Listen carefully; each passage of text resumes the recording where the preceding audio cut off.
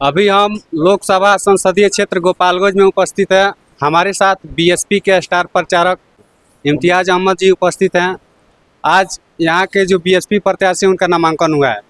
चलिए बाकी क्या बातचीत है इनसे आपको बताने का प्रयास करेंगे। सबसे पहले तो स्वागत है हमारे चैनल। चलिए, आपके चैनल को भी स्वागत है और जो भी लोग इसे देख रहे हैं चैनल को, उन लोगों का भी स्वागत है मेरी तरफ से और बहुजन समाज पार्टी की तरफ से। आज आपके पार्टी का उम्मीदवार का नामांकन हुआ है, क्या कहेंगे? ये नामांकन हुआ है तो एक प्रक्रिया है। भानु कुमारी मायावती जी ने टिकट दिया है और नामांकन प्रत्याशी का कराया गया, ये तो प्रक्रिया है नामांकन करना। क्या मैनिफेस्टो है आपके प्रत्याशी का? मेरे पार्टी का अपना मैनिफेस्टो कुछ नहीं है। मेरे पार्टी का मैनिफेस्टो आज न इम्तियाज अहमद लिख सकता है, न नियाज साहब है, न महेश राम जी अध्यक्ष हैं। हम लोग पार्टी का मैनिफेस्टो नहीं लिखते हैं, न कोई नेता लिखता है। हमारे नेता, हम सब के नेता, इस देश के सबसे बड़े नेता बाबा साहेब अम्बेडकर ने संविधान को लिख के गया है और हमारे पार्टी का मैनिफेस्टो आज भी वही है। बहन जी कहती हैं कि भारत का संविधान ही हमारा मैनिफेस्टो है और उसी के रक्षा के लिए ये बहुजन समाज पार्टी को बनाया गया। मात्र आपका ही उम्मीदवार एक राष्ट्रीय पार्टी से यहाँ टिकट लेके आए हुए हैं, बाकी सब तो जो है क्षेत्रीय दल का है। नहीं, राष्ट्रीय पार्टी तो यहाँ भाजपा भी है, मेरे ख्याल से कांग्रेस भी है, लेकिन गोपालगंज जिले में गोपालगंज जिले में जो है क्या ये परिस्थिति ऐसा बना है कि यहाँ न कमल छाप रह गया है और न ही यहाँ जो है लालटेन छाप रह गया। हाथी जो है एक राष्ट्रीय पार्टी है, भारत के तीसरे नंबर की राष्ट्रीय पार्टी है, वो बहुजन समाज पार्टी, वो यहाँ राष्ट्रीय पार्टी के रूप में अभी है।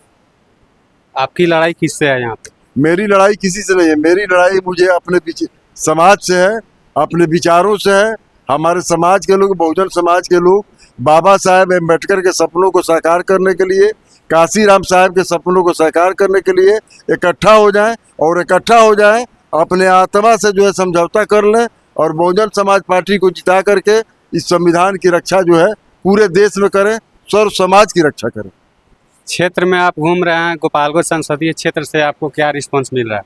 गोपालगंज संसदीय क्षेत्र में यहाँ के जनता बड़ी भोली भाली है जी। यहाँ के लोग छलावे में आ जाते हैं। जैसे हमारे देहात में बच्चे जब रोते हैं तो माँ कहती है कि चंदा मामा अरे आओ, पारे आओ, सोना के कटोरिया में दूध बात ले आओ, अब बाबू के मुंह में गुटू।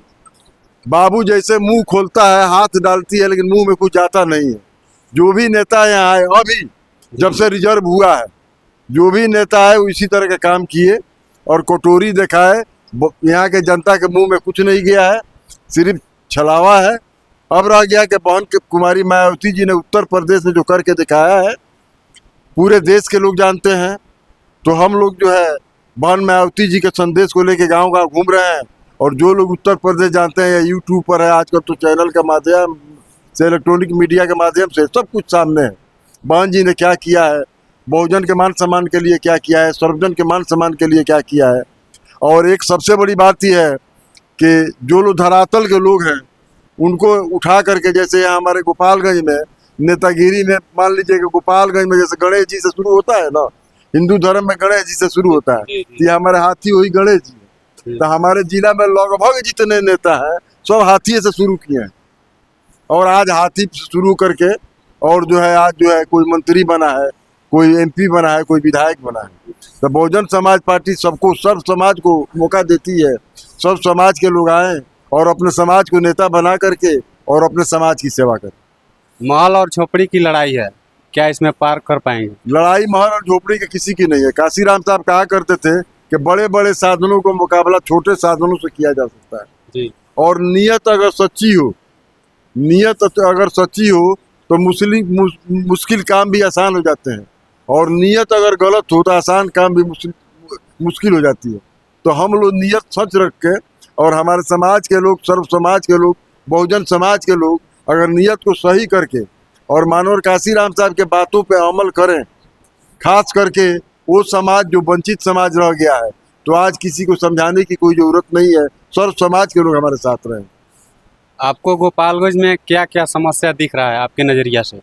गोपालगंज में तो मेरे ख्याल से आज 10 साल से समस्या 10 साल के पहले कोई समस्या था, लेकिन अभी बहुत ज़्यादा समस्या है। जैसे मान लीजिए कि राशन, 5 किलो राशन लेकर के हमारे मजदूर लोग खुश हो रहे हैं जी।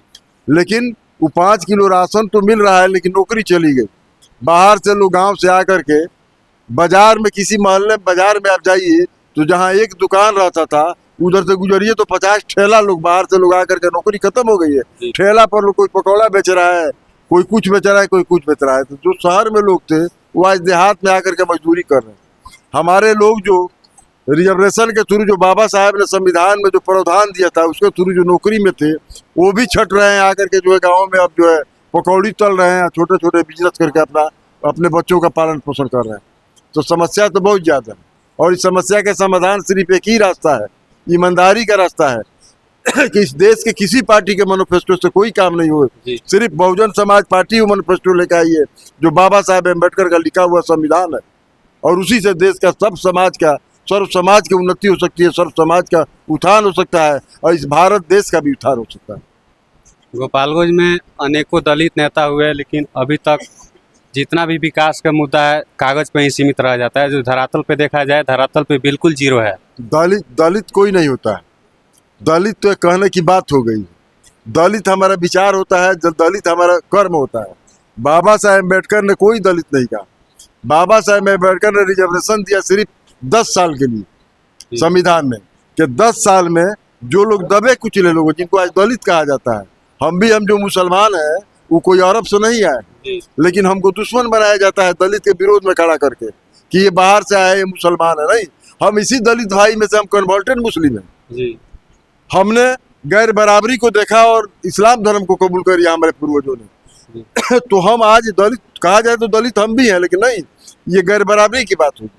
हम सब एक हैं और हम सब एक होकर के सिर्फ बहुजन समाज पार्टी के झंडे के तरह ही अपना उत्थान कर सकते हैं और कहीं कोई उपाय नहीं। क्या कहेंगे गोपालगंज की जनता से? गोपालगंज की जनता से ये अपील करेंगे और गोपालगंज की जनता से ही नहीं, लगभग हम लोग तो पूरे बिहार की जनता से अपील करेंगे कि एक मर्तबा आप लोग बहन कुमारी मायावती जी के विचारों को देखें, उत्तर प्रदेश में जो उन्होंने चलाया है उस कामों को देखें। मैं लगभग 17 साल से कंटिन्यू जो है आरजेडी के विरोध में मेरा, हकीकत बात यही है। मैं वही गांव के बगल का रहने वाला हूँ। 26-27 की तो नाजायज केस हम पर किया गया, लेकिन फिर भी मैं काशी राम साहब का झोला ढोता हूँ